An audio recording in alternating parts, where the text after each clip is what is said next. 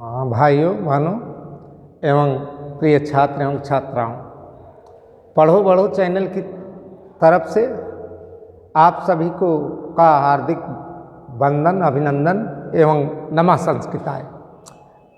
आज का विषय है अपदांत जस्त संधि, जो जस्त संधि का उपभेद है। जस्त संधि के दो भेद हैं। पहला भेद था, हमने कल बताया था पिछली कक्षा में, वो था पदांत जस्त संधि, जिसका सूत्र था झलाम जसो अंते। और ये आज जो हम पढ़ा रहे हैं ये अपदांत जस्त संधि, जो जस्त संधि का दूसरा भेद है, जिसका सूत्र है झलाम जस झस।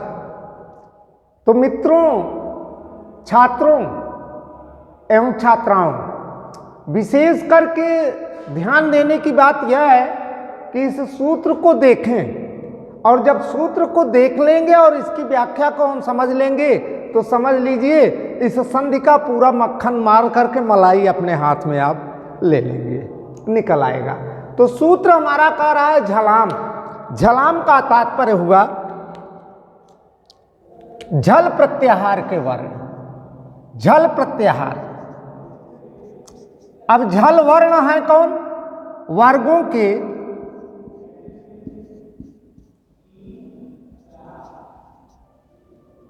पहले, दूसरे, तीसरे और चौथे वर्ग।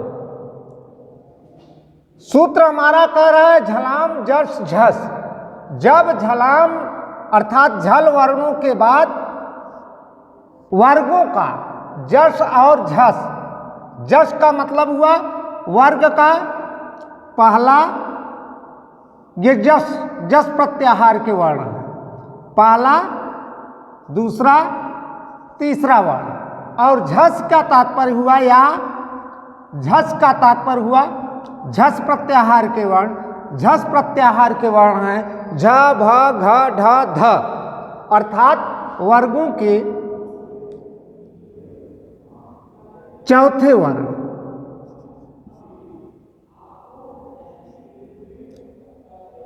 हाँ, वर्गों के तीसरे या चौथे वर्ग। जस का अर्थ हुआ वर्ग का तीसरा और झस का अर्थ हुआ वर्ग का चौथा वर्ग। जब ये आते हैं, कहने का तात्पर्य ये है कि जब पहले पद के अंत में वर्ग का पहला, दूसरा, तीसरा, चौथा वर्ण हो और दूसरे पद के प्रारंभ में किसी भी वर्ग का तीसरा या चौथा वर्ण आता है, तो ये पहले, दूसरे, तीसरे, चौथे वर्ण का उसी वर्ग का तीसरा अक्षर हो जाता है या तीसरा वर्ण हो जाता है। बराबर यहाँ हुआ वर्ग का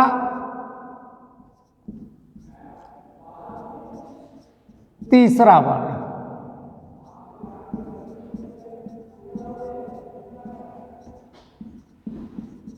अर्थात जस प्रत्याहार।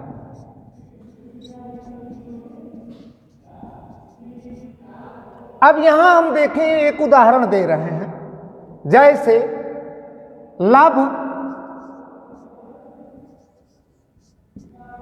धन, ध। अब यहां पहले पद के अंत में भ है जो प वर्ग का चौथा वर्ण है, और दूसरे पद के प्रारंभ में ध है जो वर्ग का चौथा वर्ण है। अब यहां हम देखेंगे तो इस चौथे वर्ण का, पहले पद के चौथे वर्ण का यहाँ तीसरे वर्ग के चौथा वर्ण आने के कारण, इसके बाद चौथा वर्ण, चौथे वर्ण के बाद चौथा वर्ण आने के कारण, क्योंकि यहाँ ये प वर्ग का चौथा वर्ण है और यहाँ ये त वर्ग का है। अब ये जो चौथा वर्ण त वर्ग का है, ये प वर्ग के चौथे वर्ण में परिवर्तन कर दे रहा है इसी सूत्र के नियमानुसार। तो ये परिवर्तन किस रूप में कर रहा है? वर्ग का तीसरा वर्ण। तो वर्ग का तीसरा वर्ण कौन सा होगा? यहाँ प वर्ग का चौथा है, तो प वर्ग का ही तीसरा वर्ण यहाँ परिवर्तित होगा। अब यहाँ हम इसको करेंगे लभ धन ध बराबर भ का ब कर देंगे, लब्ध। इसी तरह से शुद्ध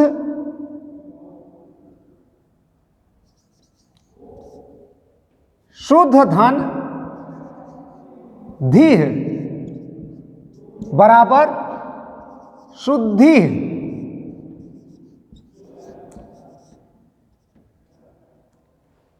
तो अब तो इस संधि का प्रायः नियम आप लोगों को मालूम ही हो गया होगा और इसके उदाहरण भी हमने बता दिए।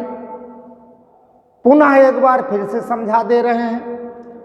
इस सूत्र का अर्थ, जब झल प्रत्याहार के वर्ण अर्थात वर्गों के पहले दूसरे तीसरे चौथे वर्णों के बाद वर्ग का जस प्रत्याहार, जस प्रत्याहार और झस का तात्पर्य होता है, जस और झस प्रत्याहार के वर्णों में से कोई भी वर्ण आता है तो दोनों का मिलाने पर पहले झल वर्ण का उसी वर्ग का तीसरा अक्षर हो जाता है। जैसे कि यहाँ नियमानुसार लभ धन ध।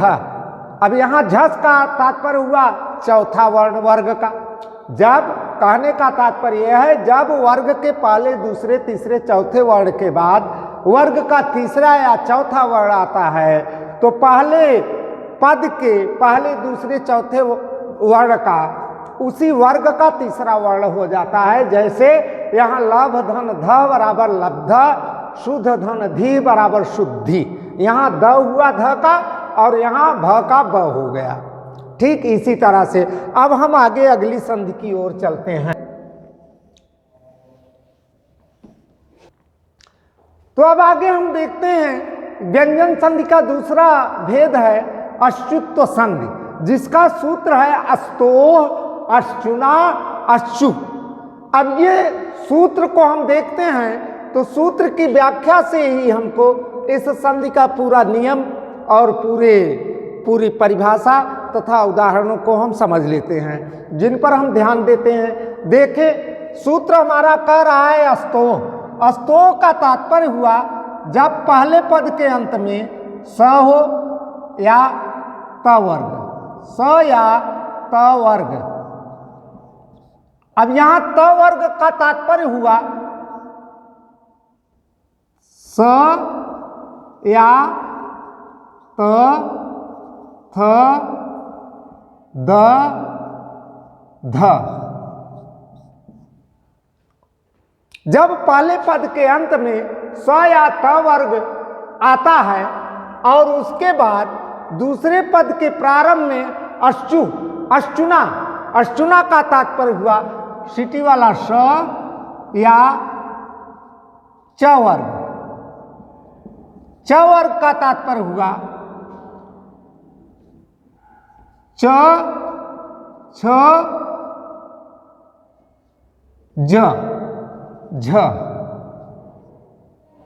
तो पहले पद के अंतिम स का अगर स है तो उसका सीटी वाला स हो जाएगा और त वर्ग है तो उसका च वर्ग के रूप में परिवर्तित हो जाता है। जैसे अश्चु।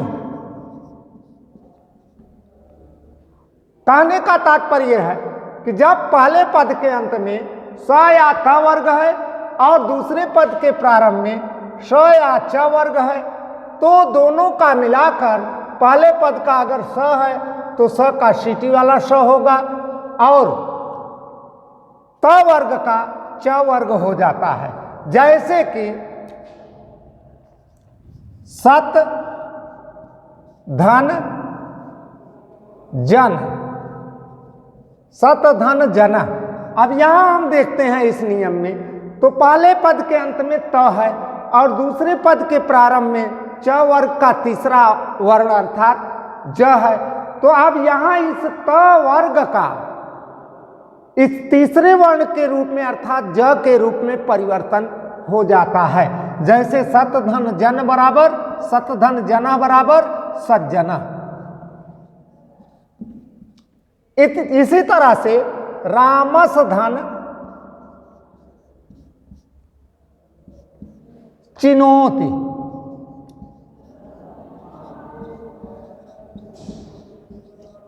अब यहां हम देखते हैं तो पहले पद के अंत में सरौता वाला स है, सादा स या बड़ा स और दूसरे पद के प्रारंभ में च वर्ग है, तो इसलिए इस स का अस्तो अष्टुना अष्टु सूत्र के आधार पर इस स का सीटी वाला स हो जाएगा। जैसे रामस धन चिनोति बराबर रामस चिनोति।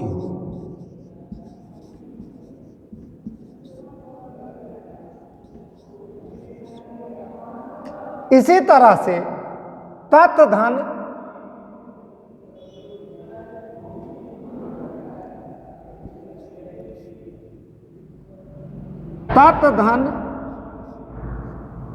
च बराबर तच्च। अब यहां त का च आने के कारण यहां त का च हो जाएगा, तत् धन च बराबर तच्च। तो इस प्रकार से आप लोगों को ये इस संधि का नियम और सूत्र तथा इसके उदाहरण समझ में आ गया होगा।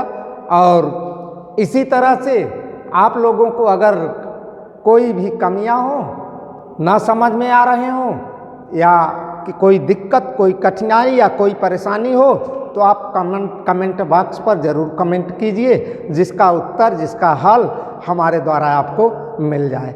अब शेष अगली कक्षा में संधि के और नियमों को हम बताएंगे और आप लोगों के बीच में उपस्थित होंगे। नमः संस्कृताय।